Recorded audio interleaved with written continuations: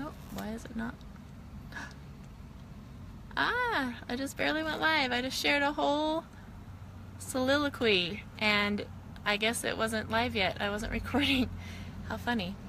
Um, well, if it went live and you hear it twice, I guess you hear it twice, but I'm going to do it now that I'm live, so here we go. Take two.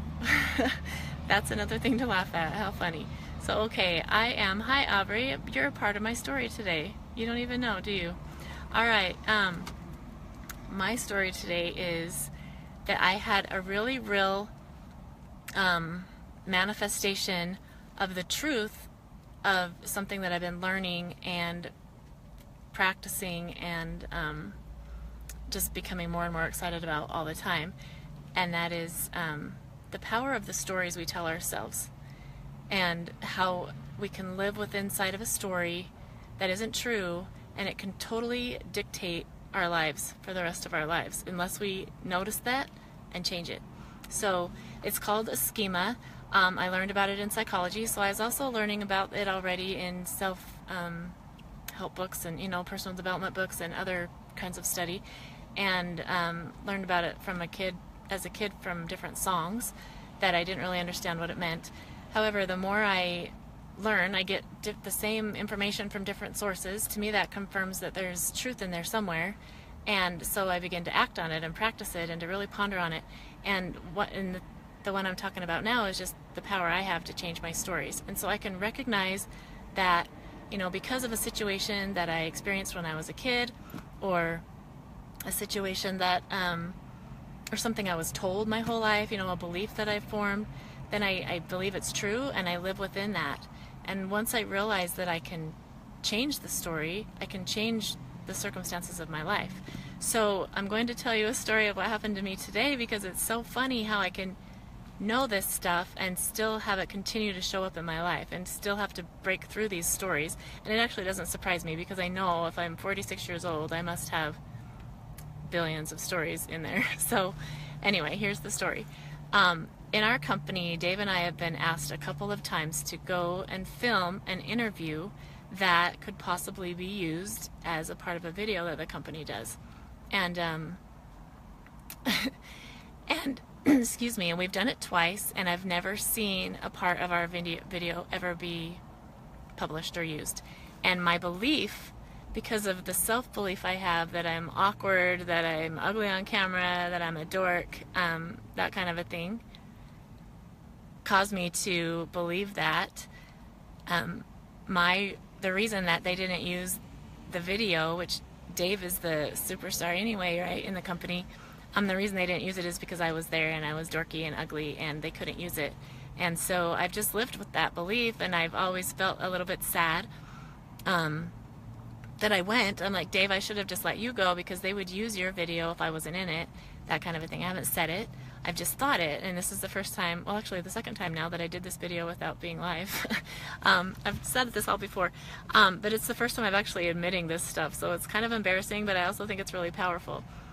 So that's the story I've lived with. And not just in this company, in another company I was involved with, if there was ever any filming or any photos taken, I was never included in any of them in the publications. And I'm always like, it's because I'm too ugly. If I wasn't there, it would be published. Anyway, so that, or awkward or dorky or whatever. So last night I had a really big, yeah, it is powerful, Patricia. I had a really big story changer for me last night, and in a really powerful way I was able to see that all the little steps I've been taking and all the work I've been doing is actually showing up, and that all the awkwardness and the lack of self-confidence that I've had is actually changing. And it was really powerful to me, and it caused me to step back and think, wow, I've been living with this story, and this is another story I can change, and I've been changing it by being in action. Sorry. Anyway, so it's interesting to me that happened last night, and then this morning, Miss Aubrey, who is on this, she just got on the video on live. Hi, Aubrey. She sent me a link this morning and said, hey, have you seen this video? And it's a video put out by our company, and part of that video is the interview, one of the interviews that Dave and I did.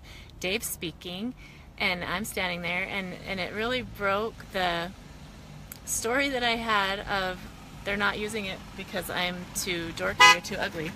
Sorry, I have my door open. I'm blocking traffic. I'm in the parking lot. So it was really incredible to me. I'm like, wow, they used our video, and I'm not necessarily that dorky, and they're, you know, so I didn't ruin Dave's chance to shine, and all of that stuff. And it just is changing the story, and it makes me laugh. I really laughed out loud when I saw it. I'm like, are you kidding me? That's like a story I've been living. If I totally have believed it. Like, I believed it until this morning, that if I wouldn't have been in the videos, Dave would be featured in them. So now there is a snippet of an interview in a video. I don't know how long ago it was published. I've never seen it until today, so it's really interesting to me how that works. And so I will just end by saying that we seriously are made, our lives are made up of the stories we tell ourselves.